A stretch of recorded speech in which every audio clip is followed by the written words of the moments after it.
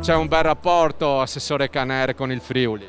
Beh sì, c'è un bel rapporto non soltanto sul sistema agricolo e vitivinicolo, ma direi in generale un rapporto di collaborazione che si estende a tante cose, penso anche alla questione turistica. Poi insomma sono due territori che sono vicini anche culturalmente. Poi io dico sempre che nel nome Friuli Venezia Giulia c'è anche Venezia, quindi è un'estensione culturale anche, se vogliamo, in questa regione, che è una regione vicina, amica, e con la quale collaboriamo su tanti campi, tra cui il vino, perché insomma penso che da questo punto abbiamo anche dei territori a confine molto importanti, dove lo sviluppo di alcuni vitigni insomma viene portato avanti in maniera condivisa. E poi non dimentichiamo che il famoso Prosecco nasce da una località Prosec che è in Friuli Venezia Giulia.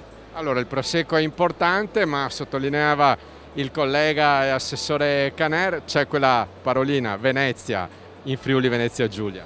Sì, perché il Friuli Venezia Giulia nella realtà è formato da più anime, c'è l'anima prettamente friulana, poi c'è l'anima giuliana, e quindi questi coesistono e coabitano ormai in una simbiosi sempre più forte. È chiaro che la storia è una storia che ha visto le nostre due regioni vedere cambiare quelli che erano gli equilibri all'interno delle varie connotazioni storiche, penso addirittura al patriarcato di Aquileia all'inizio, però la realtà vera è che queste due regioni hanno una mentalità molto simile, hanno delle persone che si capiscono, si confrontano e riescono a lavorare molto bene assieme. Questo credo sia la cosa migliore. Poi tra colleghi devo dire la verità che quando si diventa poi amici è tutto più facile, è tutto molto più facile.